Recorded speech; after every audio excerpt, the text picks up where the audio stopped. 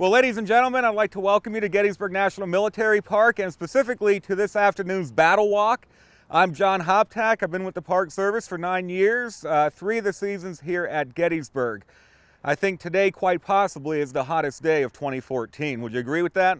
At least here in Gettysburg, Pennsylvania. So we've already adjusted our hike. Normally we begin at the base of the tower where the sun just beats down. So we just moved a few yards south and we're going to begin here just near the shade of these trees before we embark on our little walk. It's not so much a walk this afternoon. We're only going to be covering about a mile of ground total. In just a few minutes, we'll be leaving here and making our way north toward the Peace Light Monument up on Oak Hill. We'll spend quite a few minutes there discussing the developing battle action. We'll make our way back along Oak Ridge. And as we go throughout this program, my focus is going to be on the 2,500 soldiers of John Cleveland Robinson's division of the 1st Army Corps. For those of you unfamiliar with Army structure, both armies here at Gettysburg, Union and Confederate, were broken down into corps. Robert E. Lee had 3 corps, about 20,000 men apiece. George Meade in the Union Army had 7 corps, about 10 to 15,000 men apiece. Now, for our purposes today, we're going to be looking specifically at the 1st Army Corps, and underneath the corps would have been divisions. The 1st Army Corps had 3 divisions, commanded respectively by James Wadsworth, John Robinson, and Abner Doubleday. Today, our focus will be on the 2nd of those divisions, John Cleveland Robinson. Okay, so as we go throughout our discussion, every time I mention a brigade or regiment, I'm going to try to put a number with it, just so we know how many troops we're dealing with. All right, now one of those 2,500 men who fought here on Oak Ridge was an adjutant, a lieutenant from the 16th Maine Infantry. And you might find me focusing especially on the 16th Maine this afternoon. That was one of the regiments in Robinson's division. His name was Abner Small. Okay, Abner Small, those of you who have been on my programs before know that I like to quote extensively from Abner Small. He wrote one of the best first-person accounts, I think, of the entire Civil War. In his history of the 16th Maine, in his introduction, he wrote the following. He said that any member of a regiment, an officer or a private, can have but little knowledge of the movements outside of his immediate command. And the idea that a soldier whose simple duty is to remain in the ranks and move in geometrical lines has an opportunity to view the Battle of Gettysburg as he would view a panorama is simply absurd. Because after the first volley of musketry, he is a rare man who can theorize or speculate on the action of a comrade or of his regiment or on that of the commanding general 3 miles distant. The inequalities of the ground, the wooded slopes and deep ravines, the fog, the dense smoke, and the apparent and often real confusion of troops moving in different directions under different orders utterly precludes the possibility of a correct, detailed observation of battle. And that is the sentence I want to focus in on. Utterly precludes the possibility of a correct and detailed observation of a battle. The fighting at Gettysburg, as was true on all battlefields of this war, was chaos, was confusion, was thick smoke. The fighting on Oak Ridge was especially confusing because on this little narrow shelf of land that is called Oak Ridge, there would be elements of 2 different brigades moving back and forth and switching positions. They were attacked by various Confederate brigades from the north, south, from the west, east, and from the northeast as well. Attacks coming in at different times from different directions as well. So we're going to do our best to try to make sense of this fighting that Wednesday afternoon, July 1st of 1863. All right, well, we know because we study the battle that it was on that Wednesday where the armies will collide here just to the north and west of the town of Gettysburg. Looking behind you, you might see the outskirts of town, the northern outskirts of Gettysburg. Oftentimes you'll hear that it was a small, sleepy little village, which isn't exactly true. Gettysburg was the seat of government for Adams County. 7 churches, a number of newspapers, 2 institutions of higher learning were in that town. 2,400 people called Gettysburg their home. Well, on that Wednesday, July 1st, Confederate troops under A.P. Hill and Richard Ewell would be drawing in toward the town of Gettysburg, respectively from the west and from the north. Robert E. Lee had embarked upon his campaign of invasion 1 month previously, back in June. He had come north hoping to draw the Union Army out of Virginia and bring it to battle somewhere in the north. But when he discovered that the Union Army was actually much closer than he had thought, he'll issue orders for his various commanders to converge, to reunite, but he gave those commanders very specific instructions. Until the army is fully reunited, until his 3 corps and his division of cavalry are all back together, he wanted to avoid a battle. So he told his corps commanders, including A.P. Hill and Richard Ewell, if you spot the enemy, do not bring on a general battle. Well, that's what happened that Wednesday. In your younger days, did you ever do something you were told not to do? Yeah? No? Okay. Well, this is largely why the Battle of Gettysburg resulted, because several of Lee's subordinates did what they were expressly told not to do. It happened first that morning when Confederate troops approached from the west, and it would continue that afternoon when Confederate troops arrived from the north. And those are the Confederate troops I wanted to focus in on, and we will now be making our way up toward their position at the Peace Light Monument on Oak Hill. But before we move away, I want you to know that this ridgeline where we're standing, Oak Ridge, has witnessed substantial changes over the years since the time of the battle. If the soldiers could come back today in 2014, well, they might not be able to place where they were exactly on this ridge. Oak Ridge is the northernmost extension of Seminary Ridge. In fact, if we were to turn around and walk this way, we would make our way south through a tree lot. Sometimes you'll hear that tree lot referred to as Sheeds Woods. Other times you'll hear it referred to as Wills Woods, and today I'm going to refer to it as Wills Woods.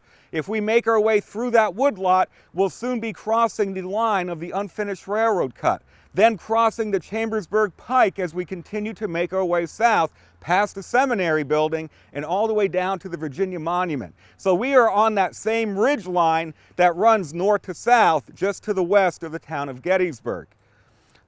There was, of course, no tour road at the time of the battle. There was no parking lot. There was no observation deck. And when they built these tour roads, they would alter the landscape. There was a grove of trees where we're standing, and most likely this little grove of trees extended all the way out toward the Mummersburg Road. Okay? There were also a number of fences that crisscrossed along this ridge. There was a stone fence that ran along the top of the ridgeline. Now today, there are stone walls there, but at the time, most likely, that stone wall would have come in at an angle from the Mummersburg Road as it followed along the crest of the ridge back toward the Wills Woods. There was a post and rail fence on the south side of this grove. There was a post and rail fence along the Mummersburg Road. There was a rider fence further to the south. So it's oftentimes tricky when we try to make sense of the fighting up here when you read accounts from soldiers saying, we lined up behind a stone fence. Which one? You know, there were so many. So keep that in mind, and now let's make our way north toward Oak Hill. We're standing here on a pretty dominating piece of terrain called Oak Hill. This is actually the dominating military position on the first day's battlefield. And in order to truly appreciate or understand the stand that Robinson's division made just to our south along Oak Ridge, just a brief little recap of what led the armies here. Robert E. Lee led his army north into Pennsylvania. They advanced on the western side of the South Mountain Range, which we can see rising up to our south amid the haze and the humidity of this hot summer afternoon. Lee's army crossed into Pennsylvania on the distant side of those mountains, and when he got into Pennsylvania, well, it was like opening up an umbrella. Okay, so opening the umbrella, Lee's army spread out across southern Pennsylvania. Elements of Lee's army made it toward York, 30 miles to the east, Harrisburg, 30 miles to the north, Carlisle to the north, and Chambersburg. It was in Chambersburg, 30 miles to the west of Gettysburg, where Lee discovered that the Union Army was closing in fast, or at least faster than he expected. So he gave the orders to do what? To close that umbrella, okay? To bring all of the various elements back together. And looking at a map, well, there's little question as to why he selected Gettysburg. Gettysburg, with its vast road network, 10 different roads leading into and out of this town. He told his men, again, to avoid contact with any enemy force. Now, on June 30th, the advance of the Confederate Army was closing in at a place called Cashtown, 8 miles to the west of Gettysburg, commanded by A.P. Hill, the 3rd Army Corps, a total of about 20,000 troops. As they closed in from the west, another element of Lee's army under Richard Ewell were coming in from the north. And specifically, I want to focus in on 2 of those divisions.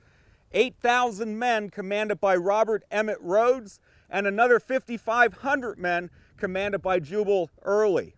Now, Richard Ewell is their commander. He is brand new to Corps Command. He is trying to fill the shoes left vacant from Stonewall Jackson, who had fallen at Chancellorsville. And on June the 29th, apparently Richard Ewell was having a tough time making sense of Lee's instructions, because on that day he received a note from Lee saying that we are to converge, we are to make our way either toward Cashtown or to Gettysburg as circumstances might dictate. And if we are to believe a Confederate general named Isaac Trimble, Richard Ewell was scratching his head wondering what in the world Lee meant by that, as circumstances might dictate. So on June 30th, Ewell met with Rhodes and he met with Early, 2 of his divisional commanders, and they agreed that on July 1st, the following day, they are going to march toward Cashtown. So they began to make their way from east to west, closing in on Cashtown, where A.P. Hill's men were stacking up. But on the morning of July 1st, Richard Ewell received another note, this one from A.P. Hill. That morning, A.P. Hill has decided that with 15,000 men, he is going to move in from Cashtown and approach Gettysburg along that Chambersburg pike. And he notified Ewell of this. He sent one of his couriers galloping up to find Ewell, and at that moment, Ewell was at a place called Middletown. Today it's known as Biglerville, a small town a few miles north of Gettysburg. And when Richard Ewell discovered that A.P. Hill was moving in on Gettysburg, well, the circumstances dictated that he also go there. So what he's going to do is take his 2 divisions and turn them to the left, and they began to advance on Gettysburg, only this time from the north. So moving in first would be the 8,000 men of Rhodes' division, okay, 5 brigades. There was another brigade in Lee's army, or another division in Lee's army that had 5 brigades. Anyone? George Pickett's division. But 2 of those brigades had been left behind at Richmond at the outset of the campaign. So Rhodes would lead his 8,000 men south along what is today Route 34. At the time, it was the Carlisle Road. Advancing further to the east of Rhodes would be Early's men, Jubal Early's 5,500 men, making their way toward Gettysburg along the Harrisburg Road, today Business Route 15. So we begin to see the closing of that umbrella as the Confederate troops are making their way toward this place called Gettysburg. On June 30th, the advance of the Union Army had arrived in Gettysburg, the 2,800 horsemen belonging to John Buford's command. Buford was screening the advance of the left wing Army of the Potomac. The left wing was composed of the 1st, 3rd, and 11th Army Corps, and they were under the overall command of John Fulton Reynolds. Well, on June 30th, the left wing of the Union Army began to approach the Mason-Dixon line, arriving at a place called Emmetsburg and later a place called Marsh Creek, just a few miles south of Gettysburg. Screening their advance would be Buford's men. And as Buford galloped north along that Emmetsburg road, well, he could not help but notice the ground south of Gettysburg. And from this vantage point, if you look to the south behind us, we have a better view of the town, Gettysburg. And just on the south end of town, you can see a rise that is known as Cemetery Hill. If you see the large brick steeple to the right of that, some of you might see a blue water tower. Is that blue water tower visible to everybody? That is on the east side of Cemetery Hill. And Cemetery Hill, the ground will descend as it made its way south along Cemetery Ridge. And if you look just immediately to your right, along this road right in front of you, follow this SUV as it makes its way in toward Gettysburg. Just about right now, that SUV is in front of that tall obelisk monument with the eagle on top. Can you all see that monument? If you look in the distance behind that monument, you might see trees, and you might notice as those trees climb, that is actually the northern end of Big Round Top to the south. So the ground south of Gettysburg was very good defensive terrain, with the round tops, with Cemetery Ridge, with Cemetery Hill, and John Buford was very good at what he did. And he knew the Confederate Army was closing in quick toward Gettysburg. He knew the Union Army was only a few miles south. So he'll make a decision to try to block the Confederate approach long enough to give the supporting infantry time to get here. Buford's men will arrange themselves along the roads that led from the west and from the north, along McPherson Ridge, along Herr Ridge, further to the west. And on July 1st, A.P. Hill's men will make contact with the advanced skirmish line under Buford. Buford's men are pushed back. They almost reached their breaking point when the 1st Army Corps arrived. John Fulton Reynolds, in command of the 1st Corps, will lead Wadsworth's division into the fight, deploying Cutler's brigade and the Iron Brigade along McPherson Ridge and in the distant tree lot that we can see rising up to our south. The Iron Brigade will drive back James Archer's men. The Iron Brigade, along with other regiments from Cutler's brigade, will drive back Joe Davis's Confederates. And after a sharp fight, round 1 went to the Union. But during that engagement, John Reynolds was killed. And when the commander of the 1st Corps went down, Abner Doubleday will take his place. Doubleday was the ranking officer in the 1st Corps. But Abner Doubleday doesn't really know what Reynolds was intending to do. Only that Reynolds must have wanted to defend the ridge lines to the west of Gettysburg. So if we were to stand here and look to our south, in the distance you could see vehicles traveling along a busy road. That is Route 30. At the time, it would have been the Cashtown or Chambersburg Pike. You'll see a large barn flanked by white wood on either side of it. That's the Edward McPherson barn.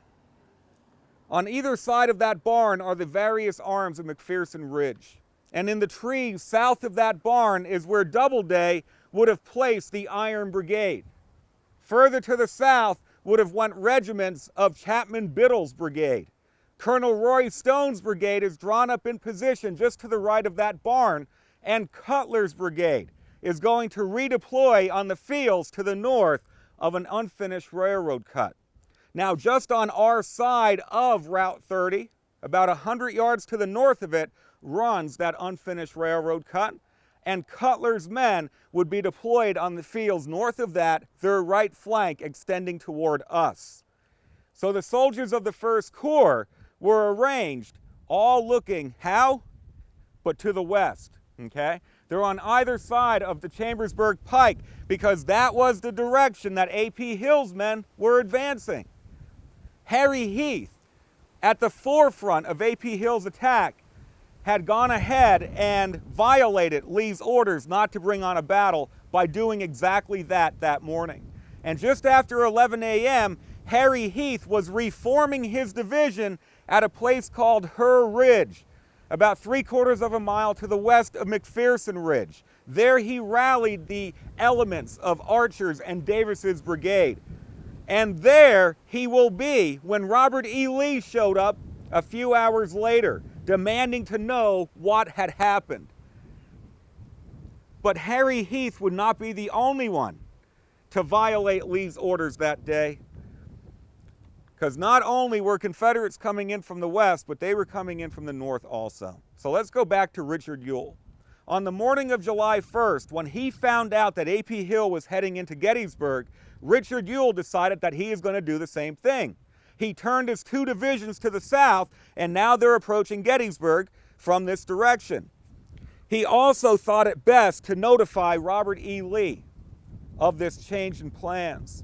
So he would send his stepson, Campbell Brown, to go find Robert E. Lee.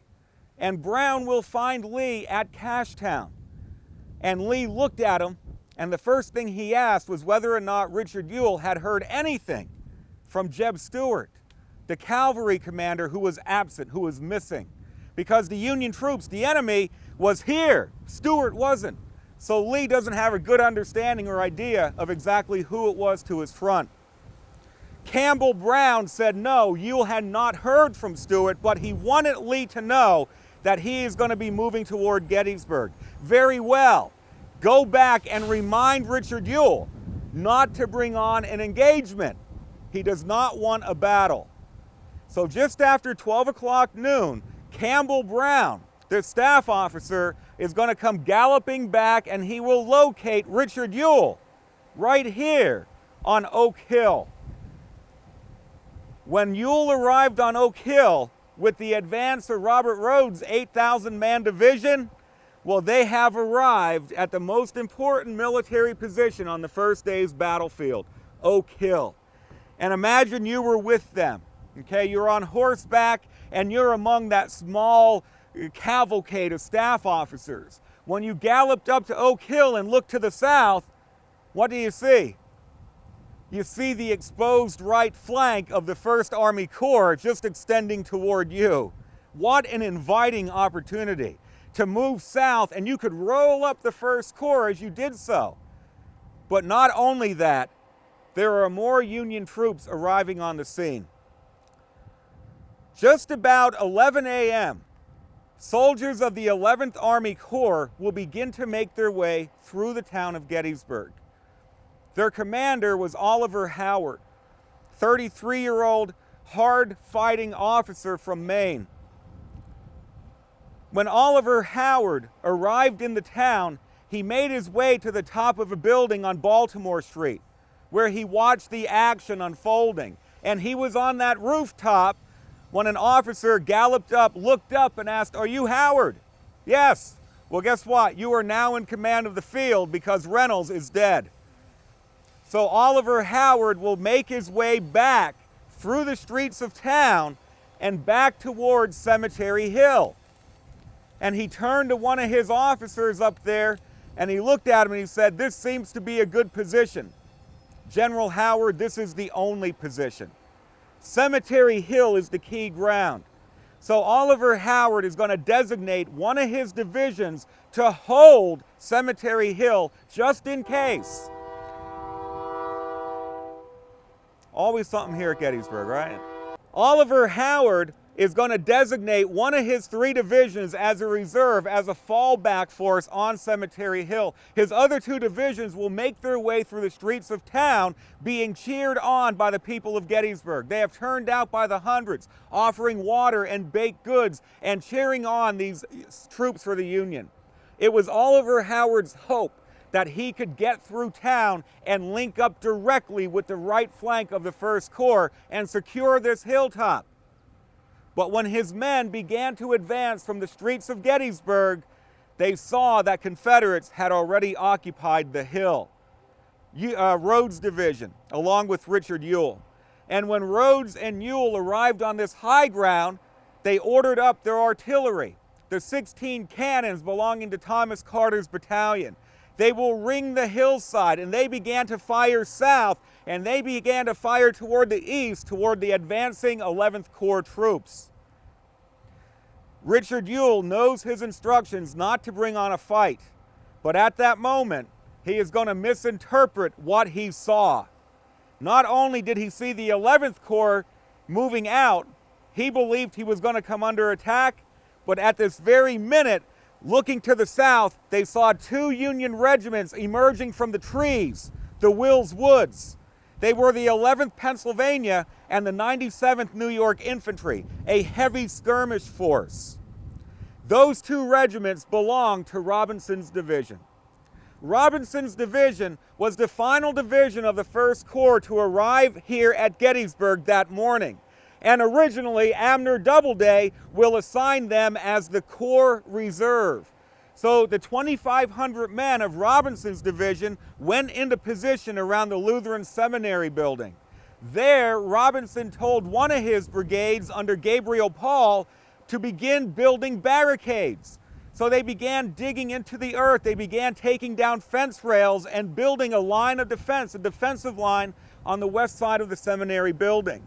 One of those soldiers engaged in building the barricades was Abner Small. And Abner Small noticed Confederate artillery fire coming from the north. And then he looked up into the cupola of that seminary building, and all he saw were arms and fingers pointing toward the north. Union officers up in that cupola were trying to get attention drawn to the fact that a new Confederate threat was arriving on Oak Hill. Rhodes men, the 8,000 troops under Rhodes. So in response to that, Doubleday is going to turn to Robinson and say, get one of your brigades north to deal with that developing threat. And if possible, link up with the 11th Corps that's arriving as well. So the 11th Pennsylvania and the 97th New York was the advance of Robinson's division as they made their way from the seminary north along the ridge line, and they emerged from those trees. As soon as they step forward from the trees, they come under a pretty heavy musket fire from Confederate skirmishers that had been advanced toward the Mummersburg Road behind us. So the battle's beginning to escalate. On the plains beneath this hill, we could see the large barn and home belonging to Moses McLean. One of Rhodes's brigades is down in that flat area, George Dole's brigade. Dole's was directed to provide cover on the left flank of Rhodes' division. And in advance of Dole's brigade would have been a sharpshooter battalion commanded by Eugene Blackford. Musket fire picks up down there as the 11th Army Corps deploys and begins making their way toward Oak Hill. The 45th New York Infantry gets engaged with a lively firefight from those Confederate skirmishers. So what do you do now if you're Richard Ewell? What do you do now if you're Robert Rhodes? You have arrived on this hilltop. You look south and you see the right flank of the 1st Corps. You look to your left and you see the 11th Corps arriving, and then you see Union troops pushing their way toward you. Well, they believed they were going to become under attack. So instead of waiting to be assaulted, they decided best to strike first. So disregarding Lee's orders not to bring on a fight, that's exactly what Rhodes and Ewell decide to do. And what Robert Rhodes wanted to do was align 3 of his brigades with Edward O'Neill's Alabamians on the left, Alfred Iverson's North Carolinians in the middle, and Junius Daniel's North Carolinians to the right rear of Iverson. And these 3 brigades will begin to advance south off of Oak Hill and rolling up the 1st Corps as they went. Robert Rhodes was a good officer, okay? 6'2". Douglas Southall Freeman called him that Viking god. This wasn't one of his best performances. In fact, his attack from Oak Hill will be ill-coordinated and ill-led. His former brigade, the brigade that he led at South Mountain and in the Sunken Road at Antietam, was now commanded by Edward O'Neill. And it seems as though Rhodes had little faith in O'Neill's ability.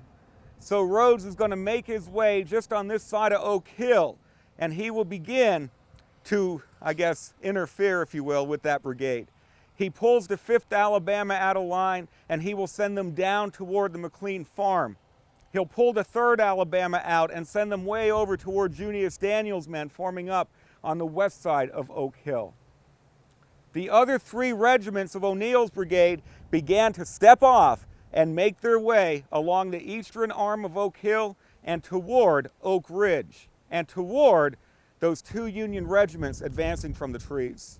By the time they got there, they would find much more than that. They would find an entire Union brigade lined up and ready to meet their assault. So, everyone enjoying the shade, the wind? Enjoy it a moment longer because we're going to make our way all the way back, okay? Very good. Made our way back here toward Oak Ridge, and we're in the shade of this tower. John Robinson. You can see his monument just off here immediately to our south. He's standing atop the pedestal looking over his sector of the field here on Oak Ridge. And John Robinson would have been on horseback that afternoon. Born in 1817 in New York, he attended West Point, but in 1835 he was dismissed from the academy. It didn't stop him, though, from pursuing a career in the Army. In 1839, he re-entered the Army as a lieutenant. He served in Mexico. He served throughout the 1850s at various frontier posts, and he established himself as a hard-fighting commander, okay? A soldier that the troops respected and whose superiors respected as well. He'll advance in rank from brigade to divisional command, and here at Gettysburg, he turned in a fine performance in orchestrating and overseeing the defense of this ridgeline with his two undersized brigades, about 2,500 men total. Robinson is going to stay with the Army during its reorganization the following year, but at the Battle of Laurel Hill in May of 1864, his left kneecap was shattered by a musket ball, and that required amputation. So his days of active field command would be over following that fight, but he stayed with the Army. He stayed in various capacities. He served on the Freedmen's Bureau in North Carolina after the war. He went back to New York. He served as lieutenant governor. He was the commander of the Grand Army of the Republic. So he certainly put in a lot of service during his lifetime. But maybe it was Abner Small who said it best about John Robinson. And his very famous description was, in a much bearded army, he was the hairiest man I ever saw. And we can see that beard in that monument as well. So Robinson, if you recall, his men arrived here just as the fighting was ending between Harry Heath and Wadsworth's division, and even as Doubleday was reforming a new line of defense on McPherson Ridge. He assigned Robinson's men as a corps reserve, but once it was apparent that Confederate troops are arriving to the north on Oak Hill, he will turn to Robinson to deal with this new developing threat. So Robinson initially is going to pull one of his brigades under Henry Baxter, and Baxter's men, he had 6 regiments, will leave the seminary, make their way north across the Chambersburg Pike, make their way across that railroad cut, and through the trees of Will's Woods. It was the hope not only to deal with this developing threat on Oak Hill, but also to link up with the 11th Army Corps, which was now arriving on the plains of Gettysburg, here just to the north of town. Now, Henry Baxter, here's a photograph of Baxter, commanding half of Robinson's division. He was born in 1821 in New York, though he grew up mostly in Michigan. Yes, 1821. So that probably made him the oldest looking 42-year-old you ever saw. Just 42 years old. Now, I'm only 6 years away from 42. But I think there's a reason. He served well. He entered the Army as a captain in the 7th Michigan. He was shot in the abdomen during the 7 Days battles. He was shot through the lung at Fredericksburg. The following year at the Wilderness, he'll be shot again in the leg. So he certainly paid for his service in uniform, sustaining 3 wounds. And he'll pass away just 10 years after the war ended at the age of 52, and I have to think that the war had something to do with that. Baxter was a good brigade commander, and he will lead his men north, but Robinson would be largely the one directing the shots here.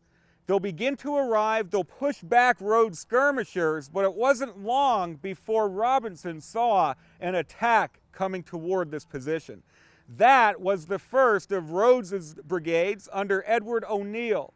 And if you look off to your left, just to the north of us, O'Neill's men would have been arranged mostly along the east slope of Oak Hill, between the Red Barn and the Tor Road on the top. They would have been advancing directly toward us.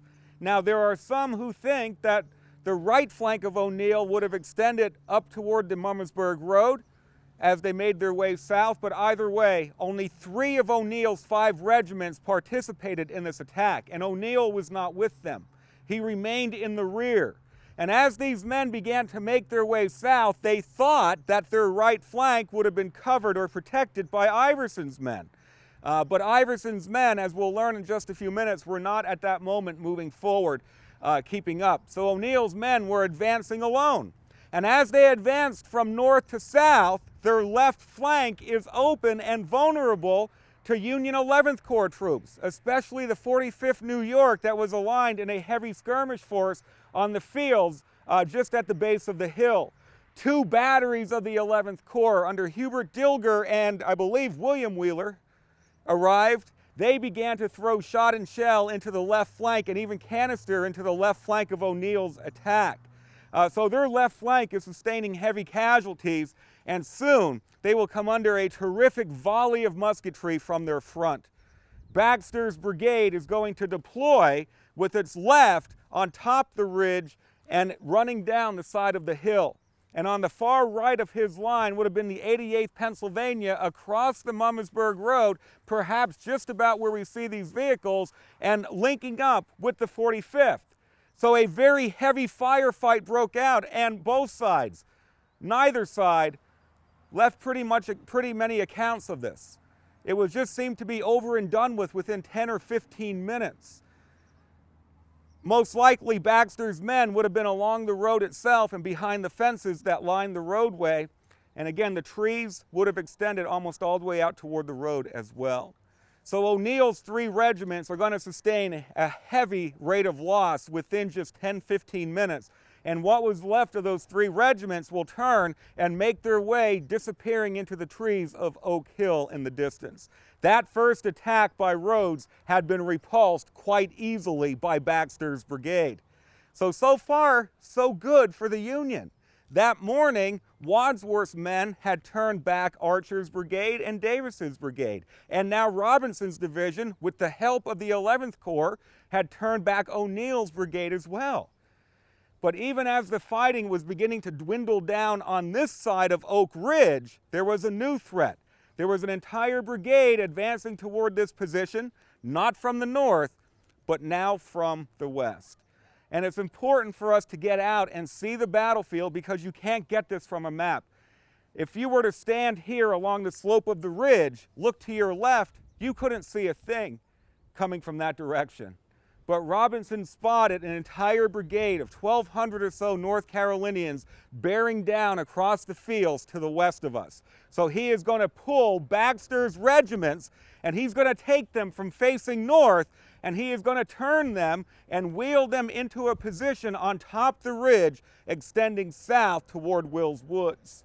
So we're going to make our way along that new line, and if nothing else, these clouds have cooled temperatures. Wouldn't you agree? It feels pretty good now.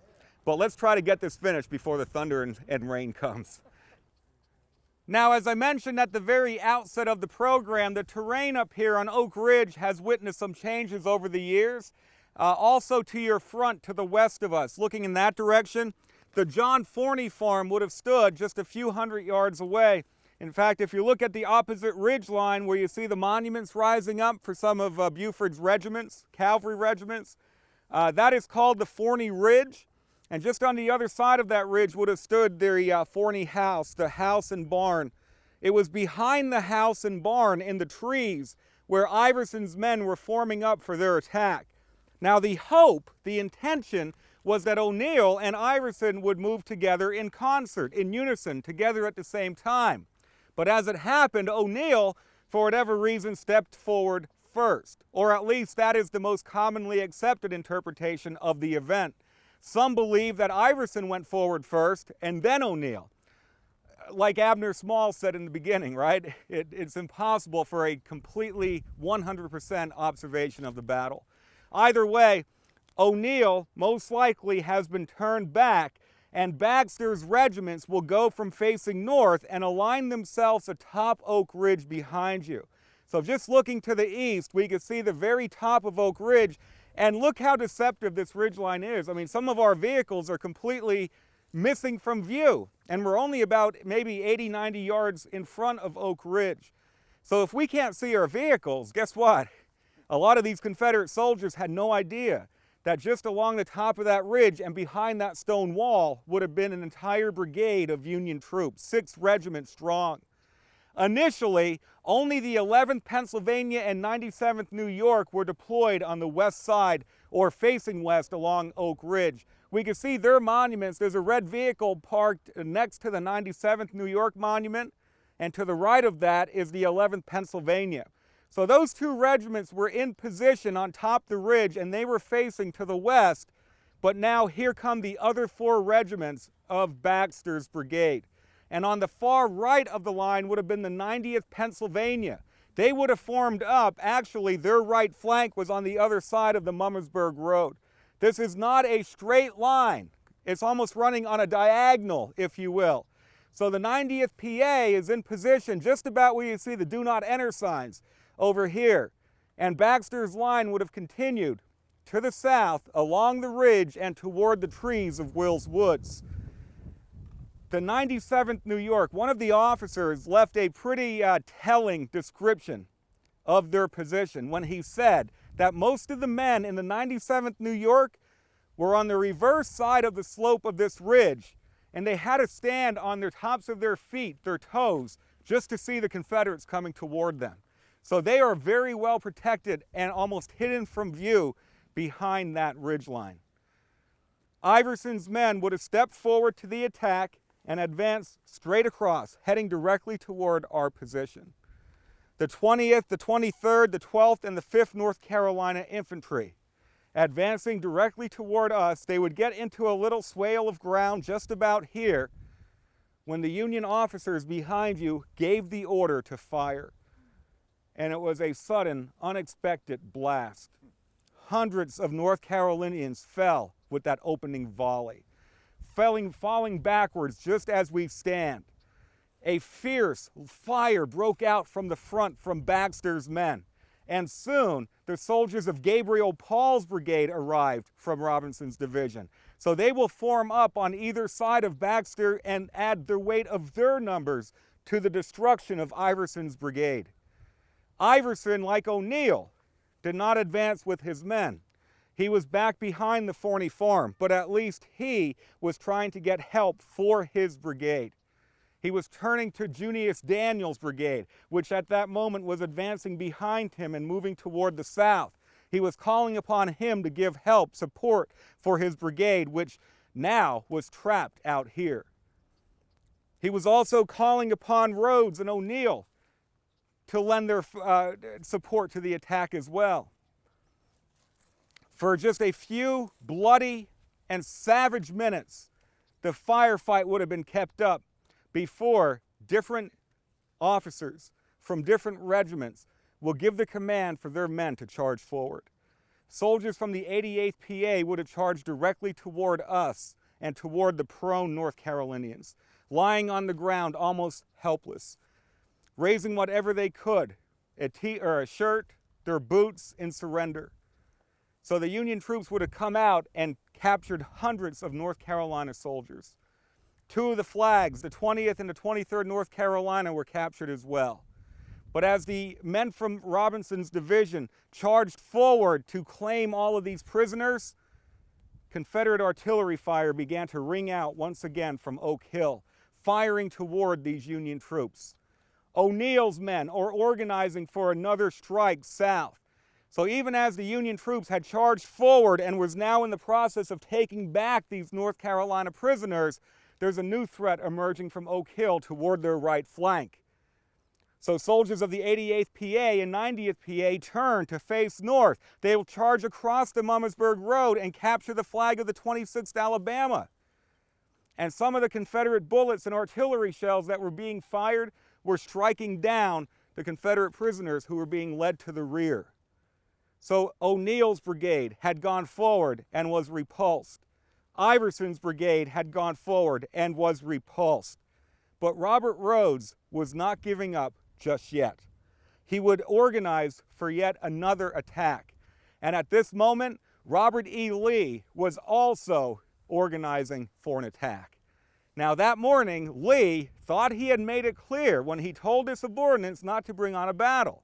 Well, that's what Harry Heath did, and if you look off to the west, you might see the red roof of the Her Tavern. Can you all see that? Now, Harry Heath's division was back there, and Heath and his men were watching as Rhodes' division was getting turned back brigade by brigade. And Harry Heath is going to turn to Robert E. Lee and said, look, the 1st Corps troops to my front are turning to meet Rhodes. If I go forward, they won't be able to do that. Let me attack. And Robert E. Lee said, no, I'm not ready to bring on an engagement. Longstreet isn't here, his 1st Corps wasn't here, and he still had not heard from Stuart, his cavalry commander. So Rhodes's men are going about this rather on their own hook. But just about 2:30, maybe 3 o'clock that afternoon, Robert E. Lee, he learned that Jubal Early's division, remember Early? He was advancing into Gettysburg along that Harrisburg Road, that he would soon be arriving, and that he would be arriving on the right flank of the 11th Corps line. So when Lee heard that Early is moving south, that Rhodes was eager to renew his fight, and that Heath wanted to renew his attack, Robert E. Lee would attempt to take control of a situation that had gotten out of hand. So he gave the orders for an all-out assault. So even after Iverson's men had been turned back, Rhodes is going to organize for another attack. That one would be led by Stephen Ramger's brigade, just about 1,100 veteran North Carolina troops. Ramger's men will organize for their attack even as Harry Heath was stepping off from Her Ridge with his brigades under Pettigrew and Brockenbrough. Behind Heath would have been 7,500 other Confederates from William Dorsey Pender's division. So this was the moment where the floodgates opened, and you have a line of Confederates advancing toward Gettysburg, stretching all the way from south of the Her Tavern all the way across to the other side of Barlow's Knoll or Blocker's Knoll. So they just would have all descended upon Gettysburg like an avalanche, and in the way, the outnumbered soldiers of the 1st and 11th Corps. About 25,000 Confederates would be moving down upon about 16,000 Union troops. And not only are these Union troops reaching the end of their limit, especially the 1st Corps men, but a lot of them are out of ammunition as well. Behind you is the monument to the 12th Massachusetts, the cylinder monument draped on the top with the flag or cloth.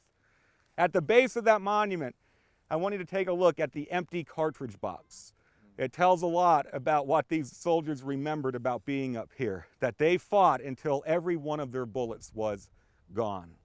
So John Robinson, knowing that the Confederates are organizing for another attack, is hearing now that most of Baxter's regiments are completely out of bullets.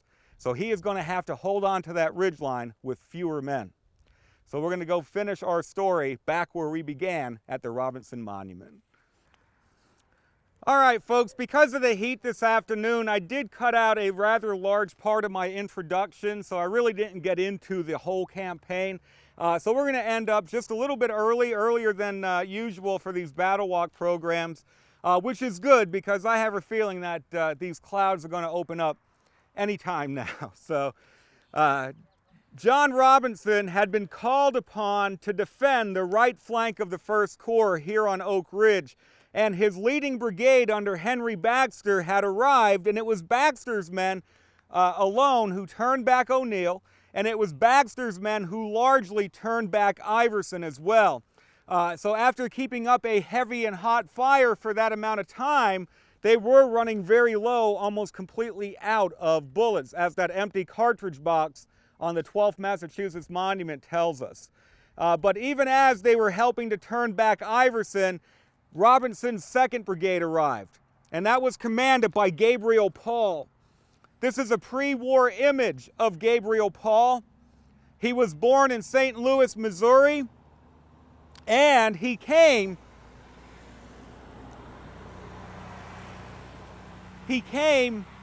from a rather long and distinguished family of French ancestry. Some of his ancestors and I believe his grandfather had served with Napoleon. He was a West Pointer.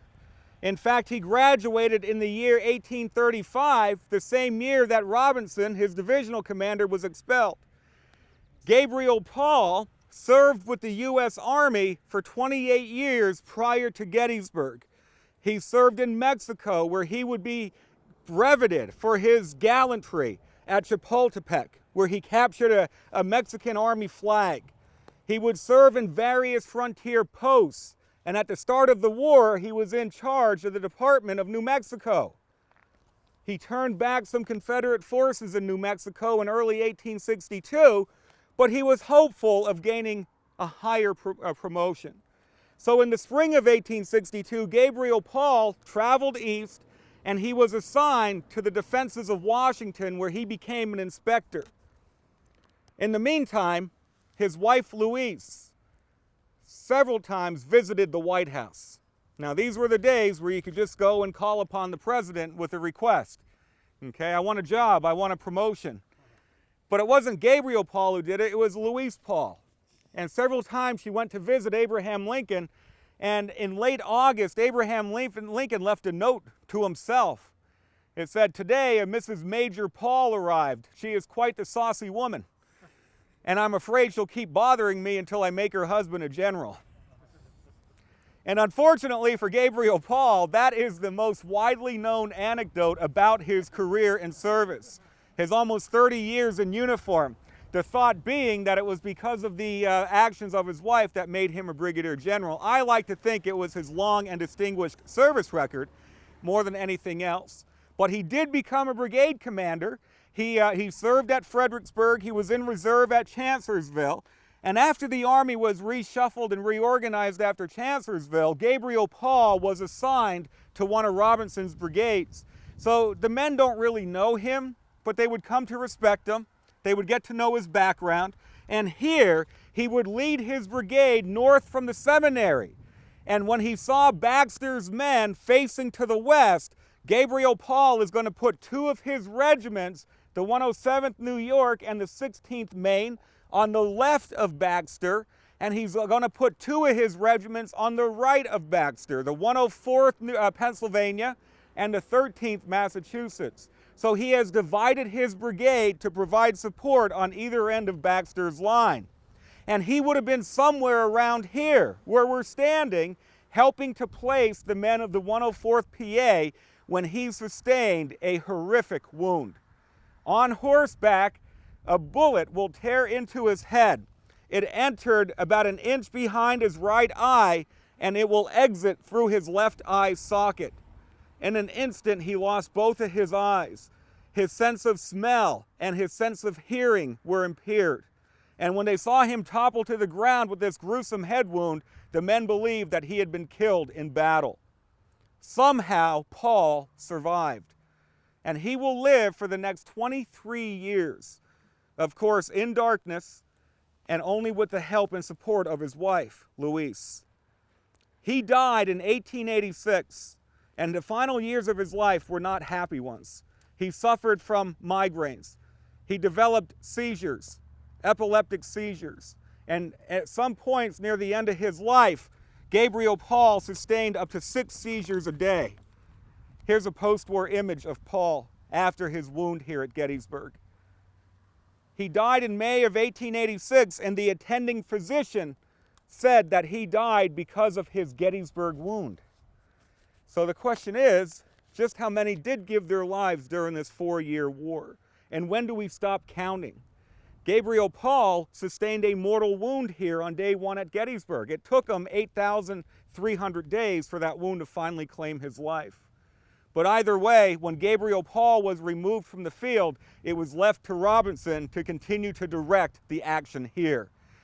He pulled 4 of Baxter's regiments out of line because they were completely out of bullets. So he will send them back into Will's Woods. They would continue to make their way south toward that railroad cut. So essentially it was left to Paul's 4 regiments and the 2 other regiments from Baxter's brigade to deal with this new oncoming tide. And imagine what was going through their head. Because here we have a good view of what's happening on the fields immediately to the east of us, on those plains of Gettysburg. we would have seen Jubal Early's men stampeding down the Harrisburg Road and crushing the right flank of the 11th Corps. The soldiers of the 11th Corps are putting up a tough fight, but Early's men have struck them on the flank, and they begin to roll up toward the town of Gettysburg. So beneath us, on these open fields, we would have seen soldiers in blue running for their lives back toward the streets of town. And behind us, well, remember Harry Heath's attack? He has driven the Iron Brigade and Biddle's men and Stone's men from McPherson Ridge, and they have pushed them all the way back towards Seminary Ridge, where the Union troops of the 1st Corps will make one more stand. But when Dorsey Pender's division arrived and moved forward, Pender's men will drive back the 1st Corps from Seminary Ridge. So behind Robinson, to the south, the 1st Corps is retreating. Beneath Robinson, to the east, the 11th Corps is retreating. And now his line, his L-shaped line on Oak Ridge, was the last stand of the Union Army on July 1st. 2 of his regiments are sloping downhill, firing to the north. The other 4 regiments are aligned along the top of the ridge, firing to the west, as here comes a new gray tide, Ramseur's brigade. Now, Stephen Ramseur is one of Rhodes' best brigade commanders. He'll organize his 1,100 men for the fight. O'Neill's Alabama troops, many of them will join up with this attack. And to the right of Ramseur, Junius Daniel will continue to bear down toward Will's Woods. So the Confederates are closing in like a vice, and Robinson's men are in the middle of it, firing to the west, firing to the north, as Confederates are getting closer and closer, coming in from both sides. At this moment, Abner Doubleday, in command of the 1st Corps, will send a staff officer up here to find Robinson. Get your men out. There's a retreat. Get them off this ridge line. And head back toward the safety of Cemetery Ridge on the south, or Cemetery Hill on the south side of town. So Robinson will begin to extract his men from Oak Ridge as they began to fall back toward the south and toward the streets of town. But to help cover his retreat, he is going to need a regiment to sacrifice itself in order to buy some time. And as it turned out, that regiment was the 16th Maine Infantry, about 275 men strong when the day began. Now, originally, the 16th Maine are in position very near the Will's Woods to our south, and Robinson must have been around them when he got Doubleday's order to retreat, because he looked down at the colonel as the 16th Maine began to fall back down the side of the ridge. He looked at the colonel and he pointed toward the ridge and he says, "Hold that ground at any cost." "General, we couldn't hold that position. You might as well send a corporal's guard to hold the line against these Confederates." "Never mind that. Obey your orders and hold the ground at all costs." Robinson will then gallop into the trees and disappear from view as the colonel of the 16th Maine, Charles Tilden, turned to his officers and he said, "Well, you know what those orders mean." And they all understood what it meant. They were to be sacrificed to buy time for the rest of Robinson's men to evacuate. So even as the other 5 regiments of Robinson's division left and headed back toward town and headed back toward the safety of Cemetery Hill, as they were falling back, the 16th Maine charged forward. Imagine what was going through their heads as they looked behind them and all the other soldiers in blue are heading to the rear, and they look to their front and closing in from all sides, Confederate soldiers. They took up a position just near the Mummersburg Road. They planted the colors in an angle of the stone wall, and there for about 10 minutes they held their ground, exchanging fire with Ramseur's men and with the 3rd Alabama, even as beneath them Confederates from Georgia are getting across the Mummersburg Road and almost behind them. After about 10 minutes, Tilden believed enough time had been bought, and he ordered his men to get out. So they fall back. Some of the men in the regiment were very proud to say it was an orderly retreat, and we stopped every now and then to fire back. Other members of the regiment said it was every man for himself. okay, racing their way back along the edge of the ridge and back toward that railroad cut. And as they arrived in the railroad cut, just behind today where the Pizza Hut is, perhaps a little bit to the west of there, they looked across the Chambersburg Pike and they would have seen Confederates from Pender's division sweeping toward town. Just on their heels would have been men from Alabama and North Carolina. They are being surrounded. Soldiers from North Carolina from Daniel's brigade began to fire upon them from along the cut. So the soldiers turned to Colonel Tilden with orders. What do we do now? Do we try to run for it, or do we make a stand? Some of the regiment decided to take their chances, and they fled, heading back toward town. But Tilden was determined that he is not going to go that route. One of his officers came up to him and said, "We can't let them capture our flags, Colonel." So they began to tear up the flags, the American flag and the state of Maine flag. And the soldiers there around would have taken bits and pieces of those shredded flags, kept them in their pockets or in their haversacks as the Confederate Army closed in around them. A soldier from Alabama leveled his musket at Tilden and demanded he surrender. Instead, he put his sword in the ground and broke it off at the hilt instead of surrendering his sword. And of those 275 men of the 16th Maine, about 38 of them made it back to Cemetery Hill. All the others were casualties that day, most of them prisoners of war being led to the south. Tilden was captured. He was taken to Libby Prison, where he was confined until the spring or to the winter of '64. He then escaped from Libby along the famous Rose Tunnel. Andy Dufresne in Shawshank Redemption. Okay, he made his way out. He returned to the regiment where they gave him a brand new horse to replace the one that had been killed at Gettysburg. But in August of '64, he was captured again at Weldon Railroad near Petersburg. But as he was being led to the rear, guess what he did again? He escaped, okay? Now, most of the men from Maine who were captured would spend the duration of the war in prisoner of war camps. John Robinson's division does not receive enough attention on day one at Gettysburg. Oftentimes when we think about day one, we think of McPherson Ridge, we think of the Iron Brigade, and so on.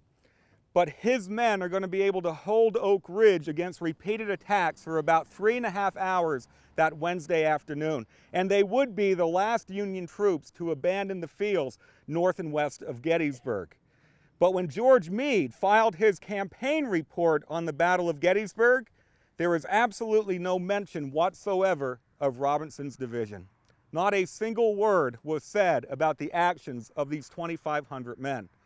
So imagine how Robinson felt and how the men felt when they read that report. They had been overlooked, they had been forgotten. So Robinson sat down and he penned a response to George Meade. And he reminded George Meade what his men did that Wednesday. And he told George Meade that no soldiers ever fought better. I want to thank you so much for your time this afternoon. We have made it through the storm, or the storm goes overhead. Please enjoy the rest of your day here at Gettysburg Battlefield. Thank you.